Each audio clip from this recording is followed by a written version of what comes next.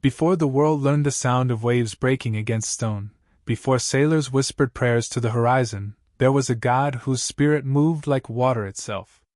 His name was Poseidon, and his story begins not in freedom, but in confinement, inside the fearful heart of a Titan king. Poseidon was born into an age ruled by Cronus, a god who had already learned to fear the future.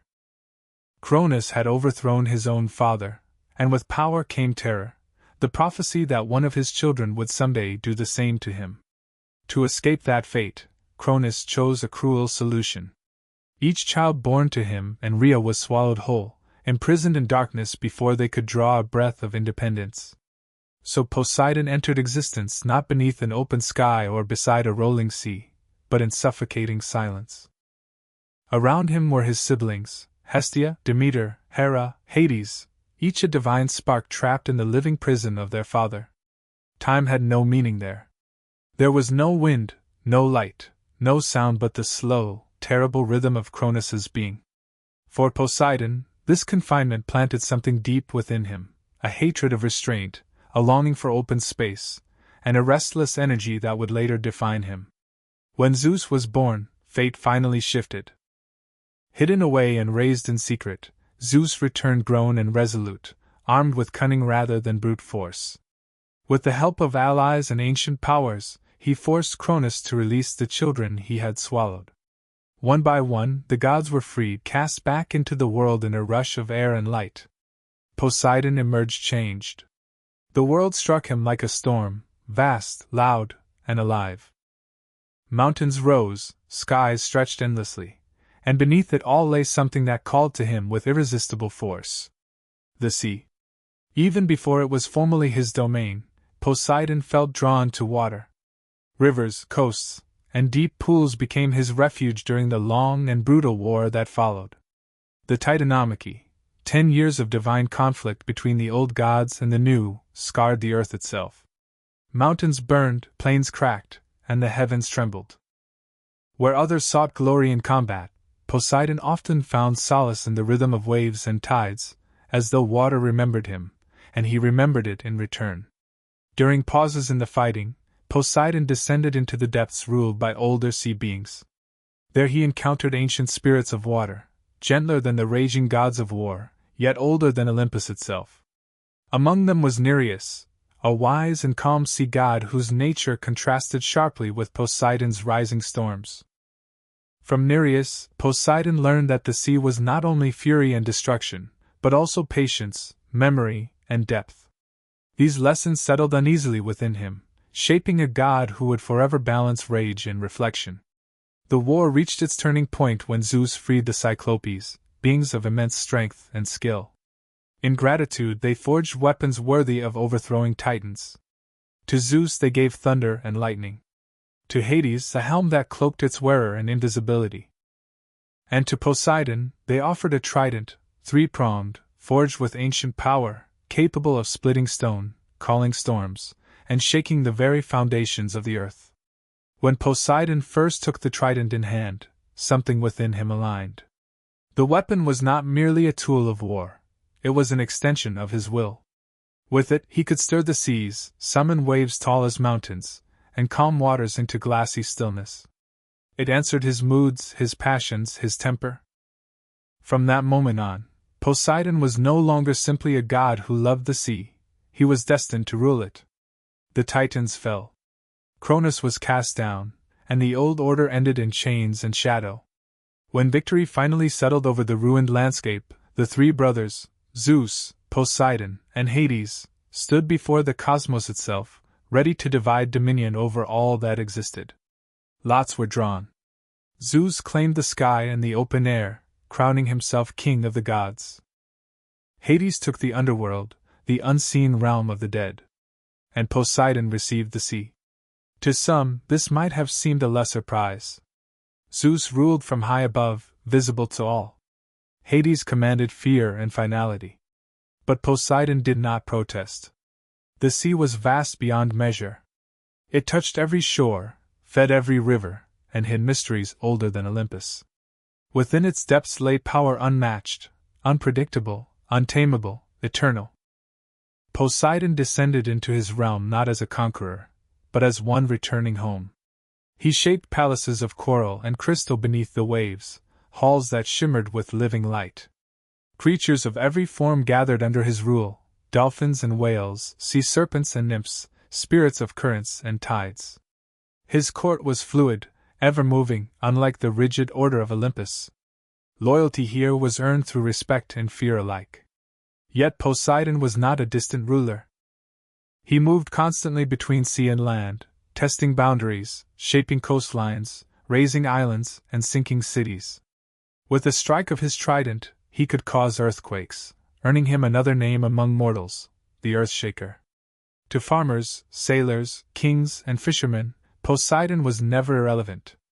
His moods decided prosperity or ruin.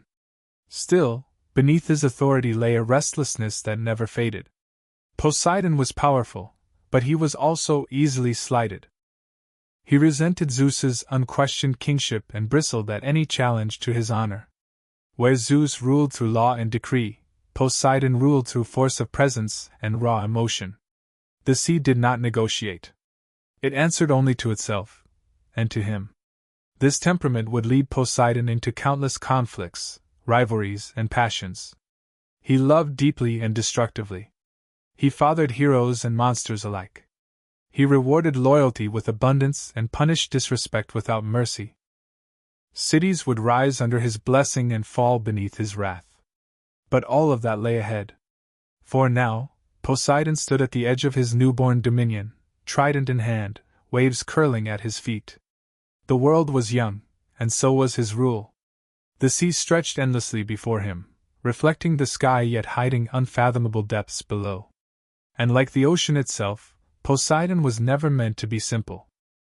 In the next chapter of his tale, we will descend further into his reign, into his rivalries with gods and mortals, his turbulent loves, and the legends that made sailors tremble at the sound of his name. The sea has a memory, and Poseidon is its voice. The sea is not a place that stands still.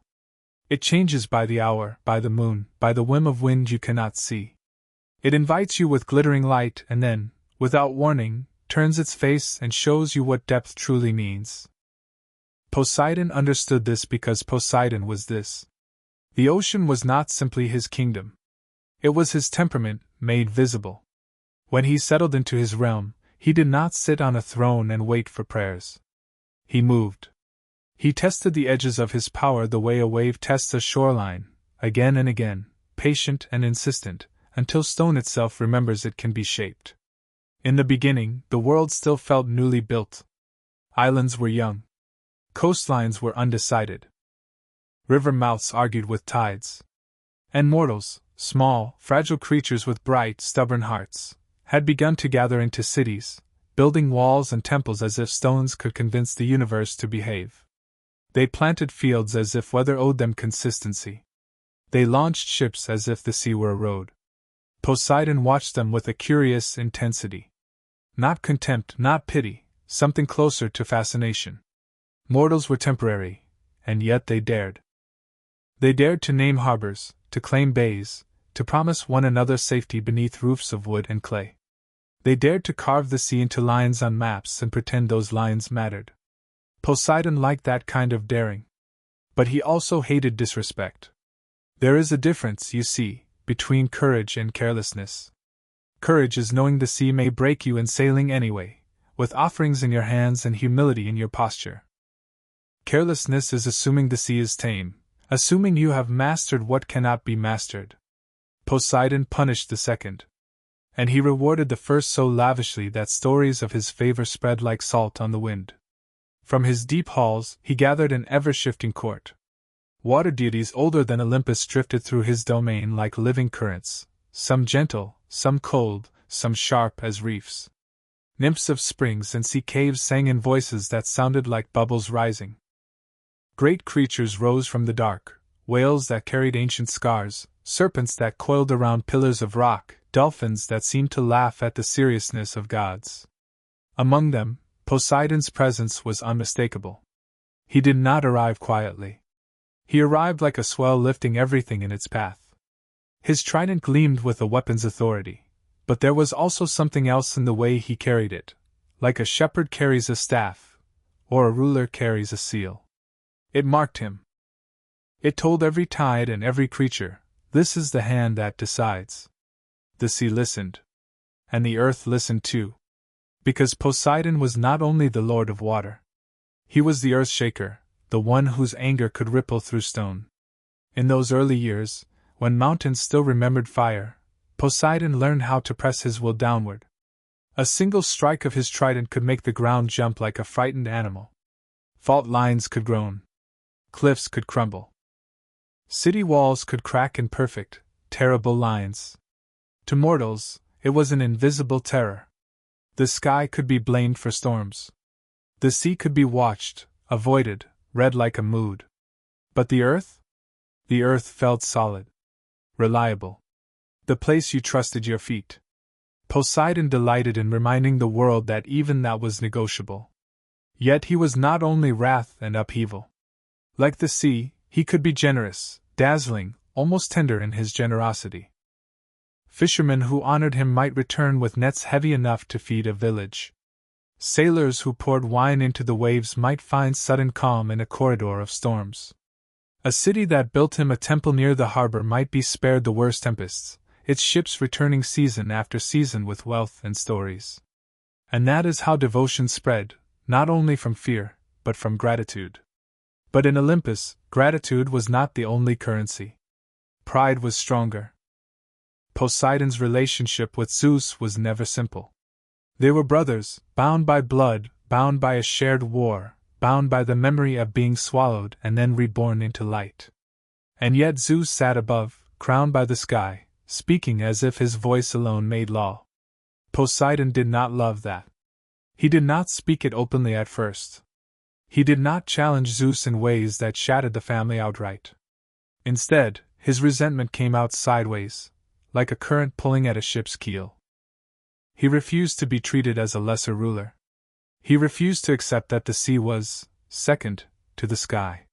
The sea touched every shore, the sky touched everything too, yes, but the sea was weight, depth, pressure. The sea could crush a man without even showing him the surface. Poseidon thought that mattered. And so he began to make his power known in places where Zeus's lightning could not simply solve the problem. Cities. Mortals. Borders. Because the moment people built homes and named themselves a people, the gods noticed. Every city was like a candle. It drew divine eyes. And every city, whether it knew it or not, became a stage where gods competed for devotion. Poseidon wanted cities. Not as pets. Not as toys. As proof. As anchors in the mortal world that said, the sea's lord is not merely a force at the edge of the map. He is present. He is claimed. He is worshipped. He is necessary. So when a new city rose in the land of Attica, proud, ambitious, bright with the kind of intelligence that turns villages into civilizations, Poseidon saw an opportunity. Athens. It was not yet the marble legend it would become, but it was already hungry. Hungry for identity. Hungry for protection. Hungry for a divine patron whose name could be carried like a banner into the future. Poseidon arrived first.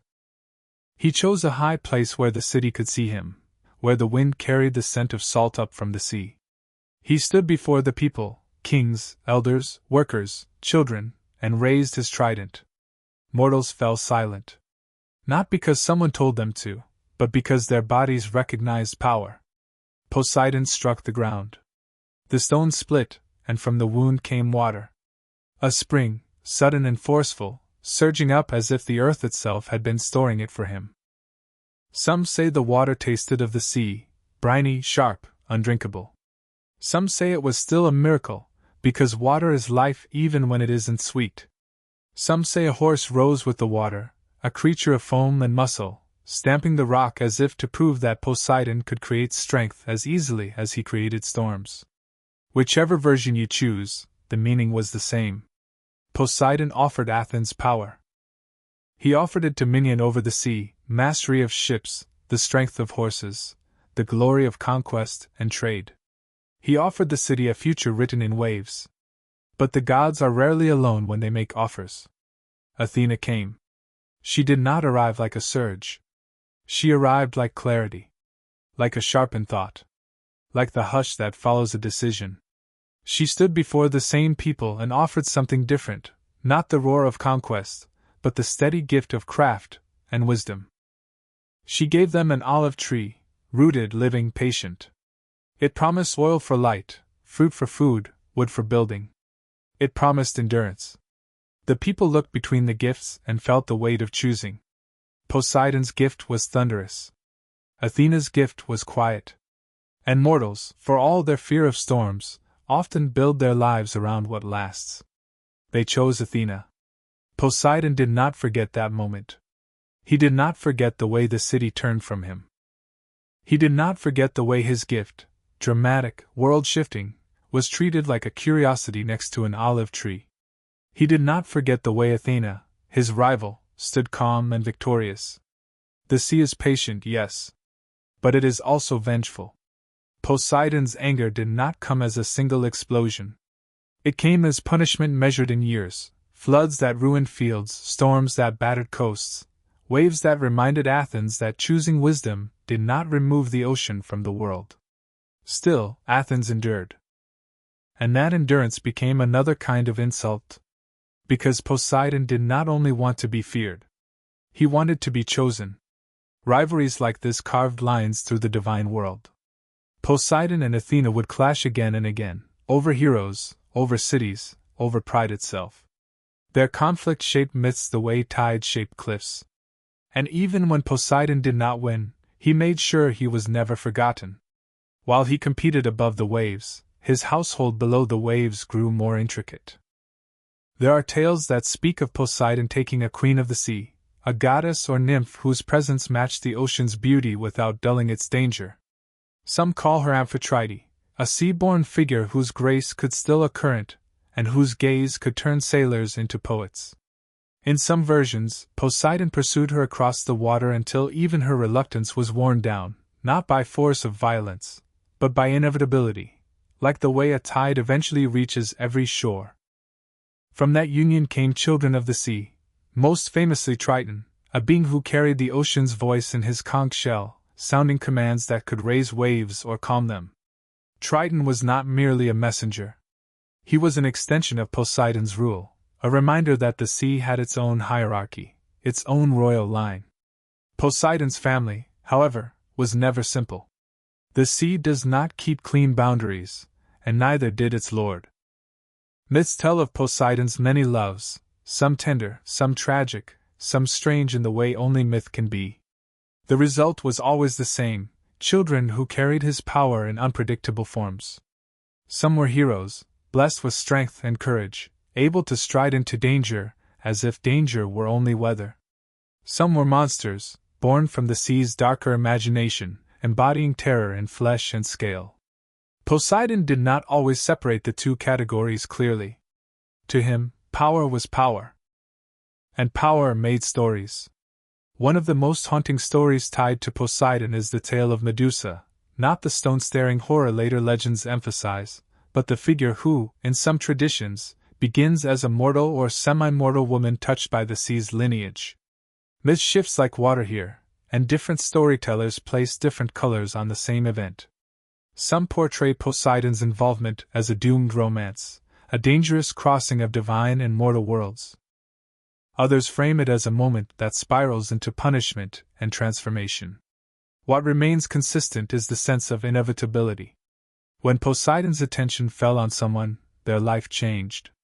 Even love, in the hands of a god, could feel like a storm, dazzling, overwhelming, and impossible to control. Poseidon's affections, like his temper, moved in great sweeps. He did not love in small measures. He did not desire quietly. He did not accept boundaries easily, especially boundaries set by other gods. And that was the heart of many of his conflicts. Because the world was divided, yes, but it was not sealed. The sea touched land. Rivers carried Poseidon's influence into valleys. Earthquakes shook cities ruled by other gods. Horses, creatures Poseidon was deeply linked to, ran across plains that had nothing to do with the ocean. Poseidon was everywhere he wanted to be. He made sure of it. The horse, in particular, became one of his great symbols, and it baffled mortals at first. Why would the sea god claim the horse? But Poseidon understood what mortals sensed only gradually. A horse is like a wave given legs. It is muscle and momentum. It is power that can carry you or crush you. It is beauty that becomes fear when it runs wild. Some traditions say Poseidon created the first horse as a gift or a boast, a living masterpiece meant to stun the world. Others say he simply claimed mastery over horses because he saw in them a mirror of his own nature. In either case, his worship spread inland as horse breeders, riders, and kings sought his favor for chariots and cavalry. This was Poseidon's genius. He was never only the sea. He was the trembling ground beneath a palace. He was the stallion's snort in the dawn. He was the sudden spring bursting from rock. He was the harbor's wealth and the shipwreck's ruin. And because of that, mortals could never fully escape him. There were kings who tried. There were rulers who believed they could bargain with the gods the way they bargained with men. Some thought a temple was enough, a building, a sacrifice, a festival once a year. Others thought they could cheat, offering the appearance of devotion without the heart of it. Poseidon punished those rulers most fiercely.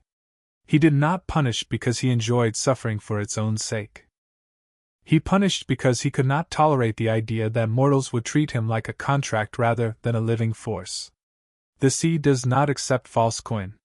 The sea does not accept half-hearted promises. And when Poseidon punished, the lesson was unforgettable. A storm at sea is not just wind and rain. It is the collapse of certainty. It is the moment the world becomes motion, and your body realizes how small it truly is. Poseidon's storms taught humility better than any priest's sermon ever could.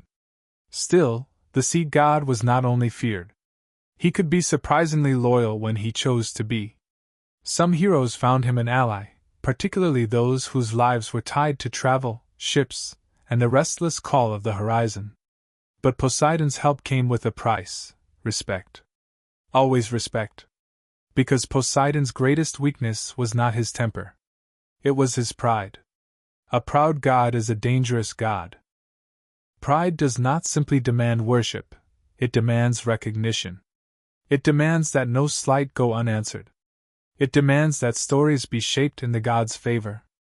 Poseidon's pride drove him to compete, to claim, to punish, to reward. It made him the kind of god who could lift a city's fortunes with a calm tide, or crush that same city because its king spoke one careless sentence.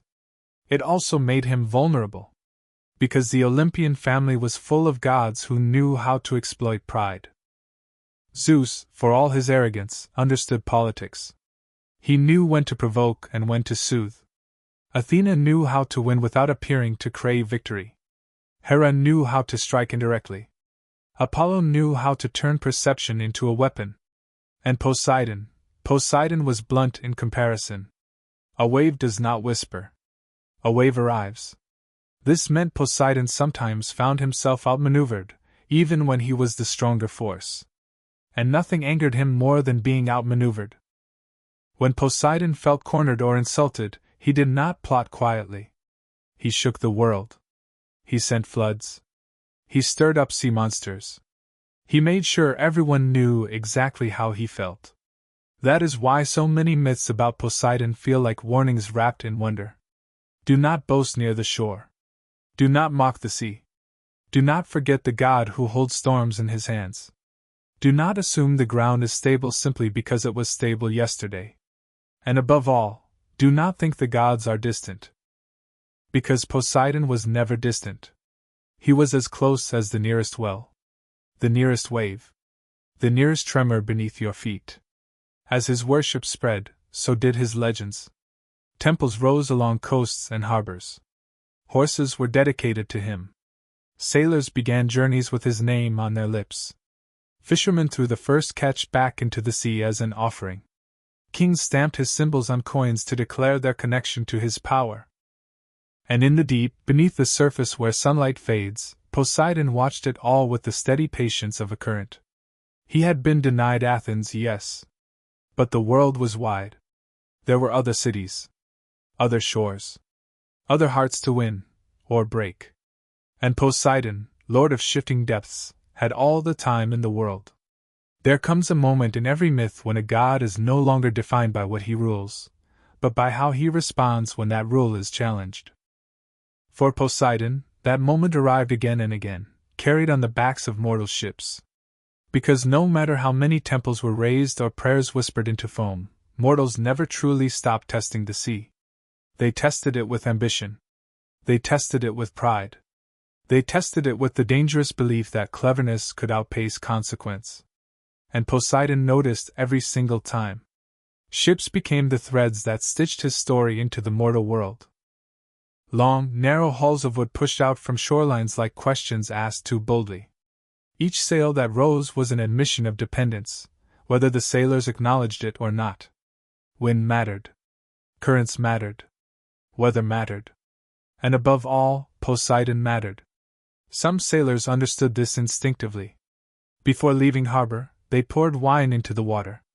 They sang hymns not of triumph, but of respect. They carried small offerings, tucked away near the prow, meant for no one else's eyes. These sailors often returned older, thinner, and wiser, but alive. Others trusted in skill alone. Those were the ones Poseidon remembered. His anger, when it came, was not always sudden. Sometimes it unfolded slowly, like clouds gathering in layers. A favorable wind would turn uncertain. Waves would grow restless, slapping against hulls with just enough force to raise unease. The sea would begin to feel watchful. Then the storm would arrive. Poseidon's storms were not random violence. They were arguments. They were declarations that no matter how advanced a ship became, no matter how confident a captain felt, the sea still held final authority. Masts snapped like twigs. Sails tore. Oars shattered.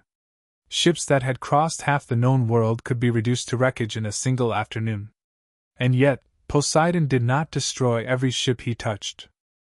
Sometimes he tested instead. Heroes, especially, fascinated him.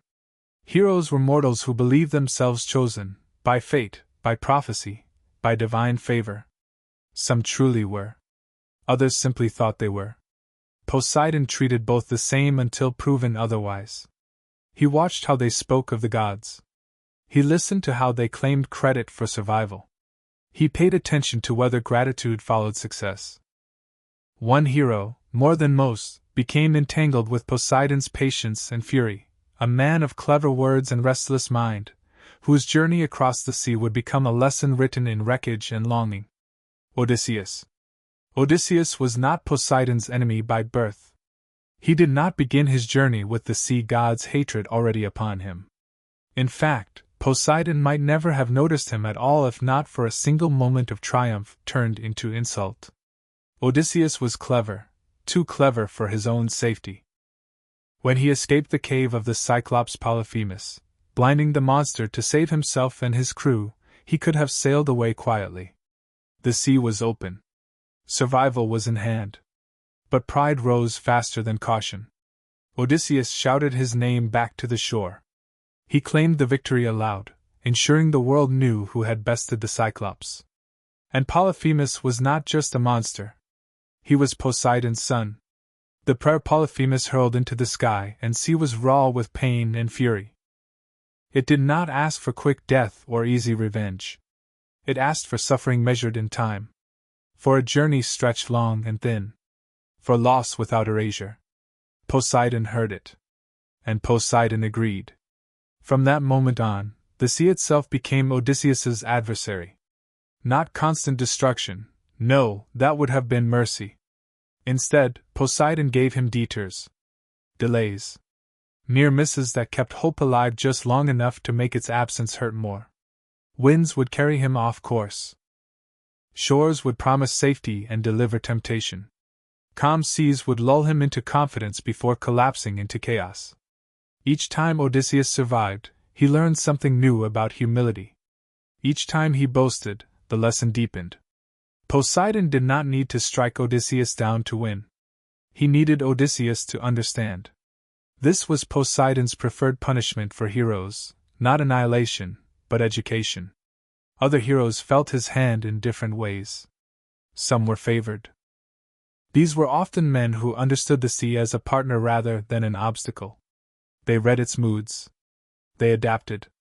They knew when to wait and when to move. They accepted delay without rage and success without arrogance. To these heroes, Poseidon could be generous. He might grant swift passage. He might still the waves just long enough for escape. He might send dolphins to guide a ship through dangerous waters or a sudden current to carry it clear of rocks. But favor was never permanent. Because Poseidon believed that no mortal should ever forget how quickly favor could turn. Beyond heroes and sailors, there were cities whose fates became warnings written in salt and stone. Coastal cities lived with one eye always on the horizon. Their prosperity depended on the sea, and so did their vulnerability. A good year brought trade and wealth. A bad year brought famine and grief. Poseidon could tilt the balance either way. When kings honored him, not just with temples but with restraint, when they remembered that power over people did not grant power over nature, Poseidon often rewarded them with stability. Harbors remained usable. Storms broke farther out. Earthquakes passed without collapsing walls. But when kings grew arrogant, when they treated the sea as conquered territory rather than borrowed space, Poseidon responded. Sometimes with floods that swallowed fields. Sometimes with earthquakes that cracked foundations at dawn. Sometimes with monsters rising from depths that had been quiet for generations. Sea monsters, in Poseidon's myths, are not merely beasts. They are embodiments of the ocean's refusal to be simplified. They are reminders that beneath the surface exists a world that does not care about human plans. When such creatures appeared, cities panicked. Oracles were consulted. Sacrifices multiplied. And inevitably heroes were called. Poseidon watched these confrontations with interest. Not always with cruelty. Sometimes he wanted to see what mortals would do when faced with consequences they had helped summon. Sometimes he allowed monsters to fall, not because he regretted sending them, but because the story required resolution. Poseidon understood stories. Stories carried fear and reverence farther than storms ever could. A city that survived a monster never forgot who had allowed it to rise in the first place. Even among the gods, Poseidon's actions caused tension. Athena disapproved of his excesses. Apollo mocked his lack of subtlety. Hera saw his temper as both a liability and a useful weapon. Zeus tolerated Poseidon the way one tolerates an unpredictable force of nature, aware that containment is easier than confrontation. There were moments when Poseidon openly challenged Zeus's authority. Moments when he joined other gods in quiet rebellion, testing whether Olympus truly rested on Zeus's will alone. These moments never lasted.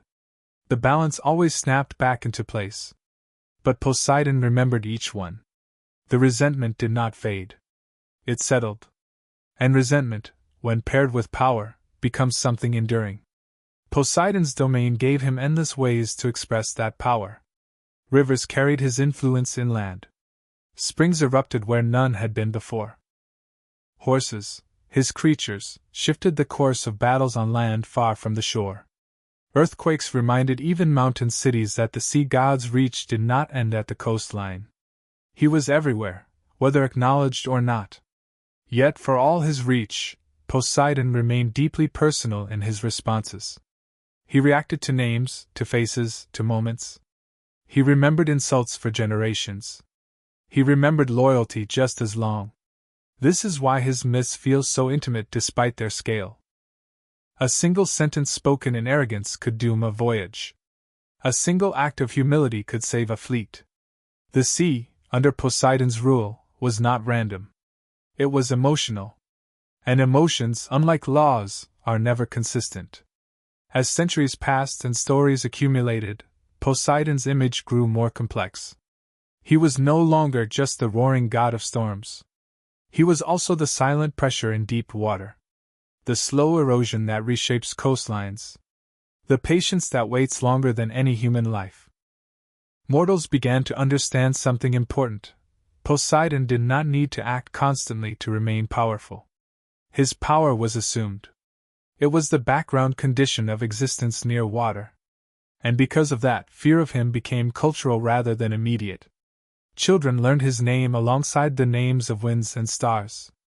Sailors spoke of him casually and carefully in the same breath.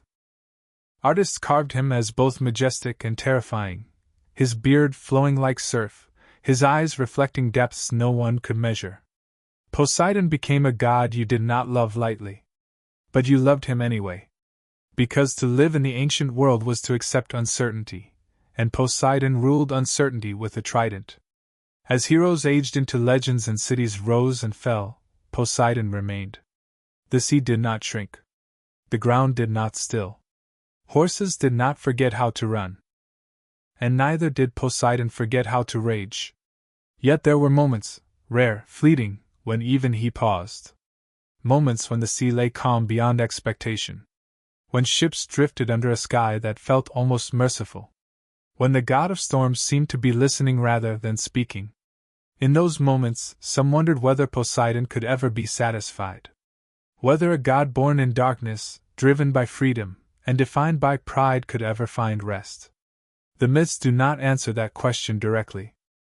They only show us what happened when mortals assumed the answer was yes. Time moves differently for gods. For mortals, time is a narrowing corridor, each step forward closes doors behind them. For gods, time is a widening sea. Memories do not fade, they accumulate. Victories do not pass, they settle. Resentments do not cool, they deepen into something quieter, heavier, and far more permanent. For Poseidon, time was neither enemy nor comfort. It was simply depth. As generations of mortals rose and fell like tides, Poseidon remained. Cities that once trembled at his name became ruins beneath new harbors. Ships grew larger, faster, more daring, yet they still broke the same way when storms caught them wrong. Kings died. Heroes became constellations or cautionary tales. Temples crumbled and were rebuilt. And the sea stayed. Poseidon did not weaken with age. If anything, his power became less theatrical and more absolute. In the early myths, he raged openly, storms hurled like insults, earthquakes thrown like threats. Later, his presence became subtler, and therefore more frightening. A coastline would erode a little more each year. A harbor would silt over. A spring would dry without explanation. Mortals learned that Poseidon no longer needed to announce himself. He simply was. There were still moments of fury, of course. The sea never lost its teeth. But those moments came with purpose rather than impulse. Poseidon had learned, in his long rivalry with Zeus and Athena, that force alone did not shape legacy. Continuity did. He became a god woven into daily life rather than dramatic interruption. Fishermen planned their days around his moods. Farmers inland watched rivers rise and fall with his unseen hand. Horse breeders whispered his name before races and battles alike. Sailors passed down rules that were less religious and more instinctual, rules shaped by centuries of surviving Poseidon's temperament. Never boast at sea. Never sail without respect. Never forget who decides whether you return. Poseidon's family, too, changed with time. Triton remained his voice, sounding the conch when the sea needed to speak clearly. Other children and descendants faded into local legends, spirits tied to specific coasts, bays, or springs. Some became protectors. Some became warnings. All carried traces of Poseidon's nature, restless, powerful, impossible to fully claim. And Poseidon himself. Poseidon watched. From beneath the waves, he observed the slow transformation of the world. He saw mortals begin to explain the sea with reason instead of ritual. He saw maps grow more detailed, instruments more precise. He saw confidence return to sailors' eyes, not because the sea had grown safer, but because humans had grown bolder. This amused him. Because Poseidon had never relied on ignorance to remain powerful. Knowledge did not calm the sea. It only made its indifference clearer. As beliefs shifted and temples fell quiet, Poseidon did not disappear. Gods like him do not vanish when fewer names are spoken. They persist in form rather than title. Every storm that rises without warning carries his silhouette. Every earthquake beneath a coastal city echoes his ancient claim. Every unexplained calm, every sudden current, every tide that refuses prediction is his reminder. He became myth, then metaphor, then memory. And memory is a kind of immortality. What defines Poseidon, in the end, is not rage alone. It is balance. He is the god who gives and takes without apology. The god who reminds the world that stability is a temporary agreement. The god who does not need love, only acknowledgement. Where Zeus rules by law, Poseidon rules by truth. The truth that no structure is permanent. The truth that power cannot be owned, only respected. The truth that the world is always moving beneath your feet. In this way, Poseidon outlasted his rivals not through dominance, but through relevance.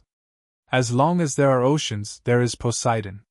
As long as the earth trembles, his name is written in the motion. As long as humans dare to cross water, challenge nature, and trust tomorrow, they are speaking to him, whether they know it or not. He does not demand worship. He demands humility. And that may be the most enduring lesson any god has ever offered. The sea is vast. The ground is not as solid as it seems. And some powers were never meant to be conquered, only survived. That is the legacy of Poseidon. Not a throne. Not a crown. But the endless, shifting deep.